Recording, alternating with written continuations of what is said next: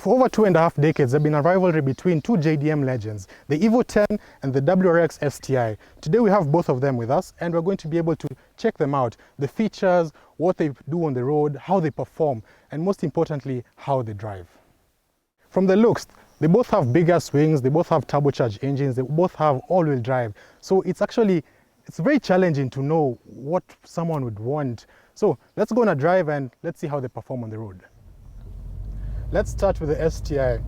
The STI has a lot of history in Kenya, dating way back to the 90s. And many Kenyans from around that time period, they chose an STI for their performance cars. Some of the reasons whereby maybe these guys chose STIs is rallying back in the day, in the 90s, was very big with Colin McRae with the STI, the GC8 STI, I don't know if it's an STI, but with the GC8 platform, and especially in the color blue.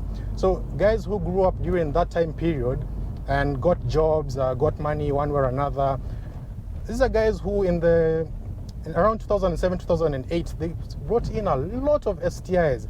So when us guys, our generation, now me born in 1997, we kept seeing a lot of Subarus everywhere, and EVOs were not as prevalent as the STI.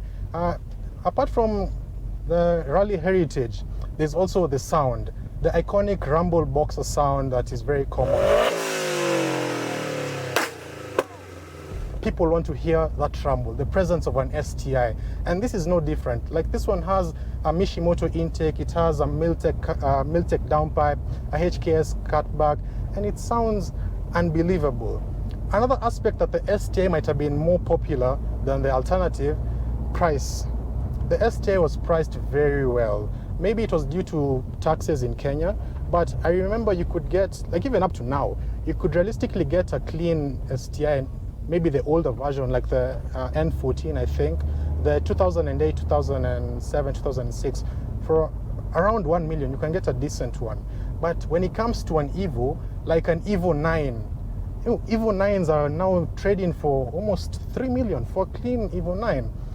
So you see, so many reasons whereby guys decided to choose the STI. But when it comes to the STI I have with me today is an A-line STI. When I say A-line, the STI comes with two variants in this form. There's the EJ207, that comes in a 6-speed manual transmission, and there's the EJ257. A couple of weeks ago, we reviewed the SG9. The SG9 also comes with the EJ257, and that's the engine that's known to be quite problematic, and that's what is in this car today. Actually came with a list of things that can go wrong with the engine, but you know, like high oil consumption, engine knocking, oil leaks, but that's more of just a by the way, because an engine, a car, you're just supposed to take good care of it. Yes, it's going to break eventually, but by the time it breaks, you'll have had all your fun and all that. So don't really think about the negative aspects of the engine. The EJ257, the 2.5 liter block, comes with 300 horsepower as torque and around 407 Newton meters of torque. And when I say this car moves, the car really moves. This one is a 5-speed automatic, but you have flappy paddles, so you can, in the event you want to hoon around, you can shift how you want, and the car really moves. And the thing about Subarus, especially modern age Subarus with all this power, is the sense of speed is unbelievable. You could be cruising at 180, 200, 220, and you're very, very comfortable. The car is very, very refined. The suspension is unbelievably smooth. The transmission is a 5-speed automatic. Woo! Oh, okay, fine. That was quick. People always make fun of guys who buy the A-Line thinking you're not a real man. You only bought it because you don't know how to drive a manual. But trust me, when you drive this car, don't care about what these guys say. This is your money. You're the one who bought it with your own money. You worked hard to buy this car. Enjoy it as much as you can, because at the end of the day, it's you who's driving it. Haters will drive their Toyotas, they'll drive their other cars, but you're in a full-fledged STI. You see, so there's that. And when it comes to the brakes are still stock on this, but it's a 4-port setup, 4-port 4-piston front brakes and 2-piston rear brakes. So in the event you want to stop, the car really does stop. And with the power this car is running, you really need the brakes. And the reason this car is a little bit quicker than stock, it has a Chris tune. Chris is a local guy in Kenya that tunes Subarus. Chris Paul, big up to Chris Paul. He really knows what he does when he's tuning these cars. I mentioned it has a Miltech downpipe, it has a Mishimoto intercooler, it has a cold air intake. So realistically, this car is doing more than 300 horsepower. I'm not sure of the exact number, but the car really does move. And for the refinement and the price point of these cars, trust me, you can't go wrong with this. The STI also comes with DCCD, Dynamic Chassis Control. So what it does, it has an active center diff that's able to split torque between the front axle and the rear axle. The good thing about this system is, in the event that you're tracking the car or something and you notice you have too much understeer or too much oversteer, you can adjust how much. You can say, I want more power to go into the rear so that the car can slightly rotate. The all-wheel drive system has always been a legendary. Subarus are known for having a very, very reliable all-wheel drive system, and it works. It performs very well. Anywhere you go, the all-wheel drive system is always going to impress you. It can never go wrong. With the EVO also has an active center diff, but it has something called AYC. So let's hop into the EVO and take it for a drive. So straight into the EVO. The EVOs are known to be quite a unique breed of cars. With the 6, 7, 8, and 9, some say those were the best EVOs ever made. Others say that the 10 is quite good. Not as good as an STI for some people, but today I'm going to be driving this and seeing what I like at the end of the day. The EVO 10 is a 2-liter turbocharged engine producing 300 horsepower, but this one isn't as stock as per se. It has a jump speed tune, and the thing with EVOs over the STI is the automatics on the EVO is an SST. SST is a dual clutch transmission, kind of like a DSG dual clutch transmission. But the SST, the thing with the SST, let me just stop and try and demonstrate this. Let's say you're in traffic and you're just trying to pull away. Listen to the revs, yeah? See, it takes time for the clutches to engage.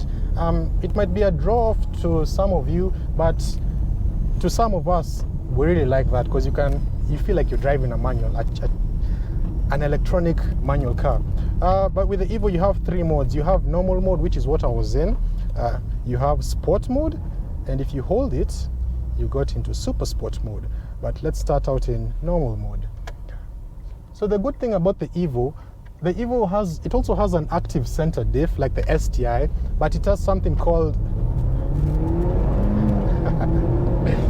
the EVO has something called AYC, active yaw control. Whoa, that picks up speed quickly. So with active yaw control, okay, let's start with the center diff. Now, the center diff is able to limit torque between the front axle and the rear axle. We all know that. But with AYC, which is a plus in this, the AYC is able to distribute torque between the left axle of the car and the right axle. So let's say you enter into a corner pretty hot and the car starts understeering. What the system will do, the computers will measure, okay, this guy is understeering, his steering angle, his accelerator position, and it will send more power either to the outside wheel or the inside wheel, depending how the car will rotate. That's why EVOs are, if you're not very careful with an EVO, you can easily spin out if you do not know how to recover it. So to some people really love that, and to some people an STI with the DCCD is enough. But personally, if you're to buy either an STI or an EVO, why not go for something that has everything? Like the EVO has a limited slip differential at the front. So it has the 3 things, which is always going to be a plus. But the feel, I'm from driving the STI, and it's good if I'm honest with you guys. Okay, if I'm just cruising around, the STI was more comfortable. I preferred the sound of the STI, the unequal length headers, the sound.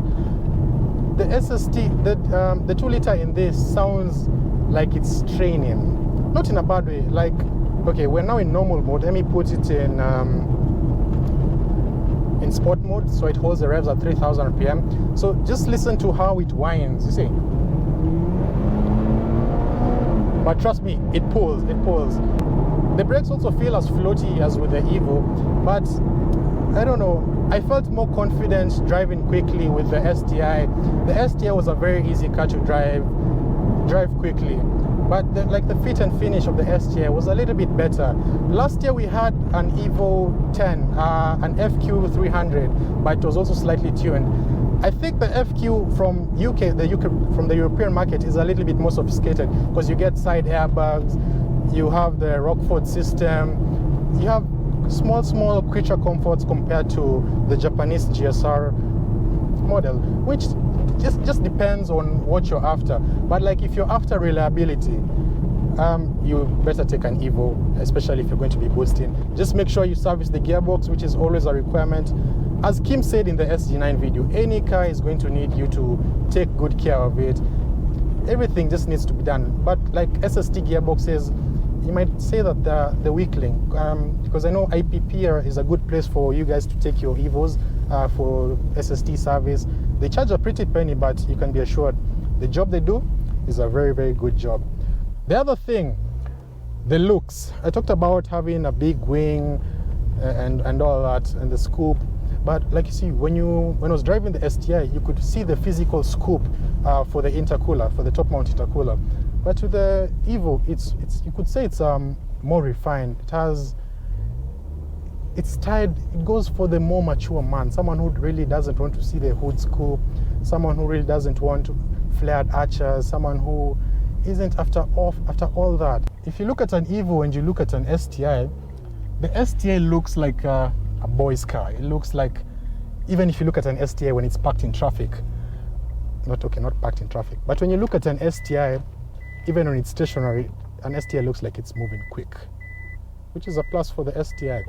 But to be honest, someone who's after a Japanese sports saloon that has 2.5 million to 3 million, it's genuinely a very hard choice. And the issue is, if I favor the STI, EVO fanboys are obviously not going to be very happy with me. And if I favor the EVO, STI guys also not going to be happy with me. But at this point, I really don't care. My personal opinion, if you care about reliability, and especially with the engine, because engine repairs can be quite costly, go for the EVO. EVO has a following also. You could do so many mods to it and so much stuff. And when it pulls,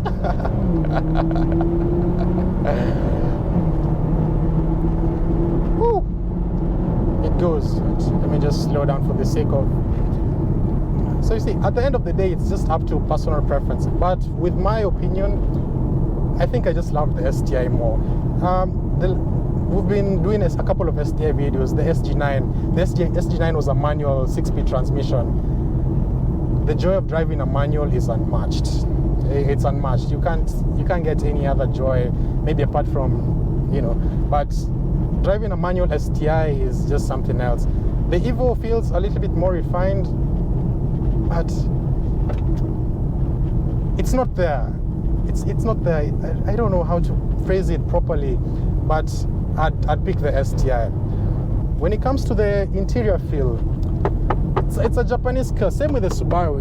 They all have a very similar interior, a very budget interior, something that works very well, something that's not going to break. The issue is the rattles. We're on a very smooth road right now. Let me just slow down. Maybe you can hear.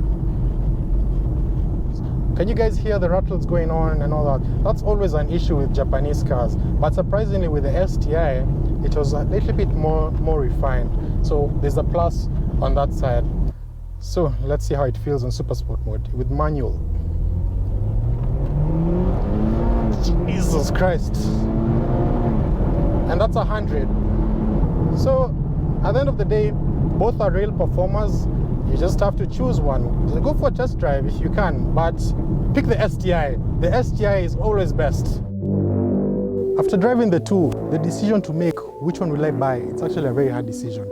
But if I had 2.5 to 3 million and I want a tracker, I'd choose the EVO with an SST transmission. But if I wanted the daily, I'd go for the STI. So guys, it really helps the channel when you like our videos, share the videos, subscribe, and more content is coming. I know we've had the COVID-19 pandemic going on for a long time now, so just be safe out there. We are being safe. Till next time, guys.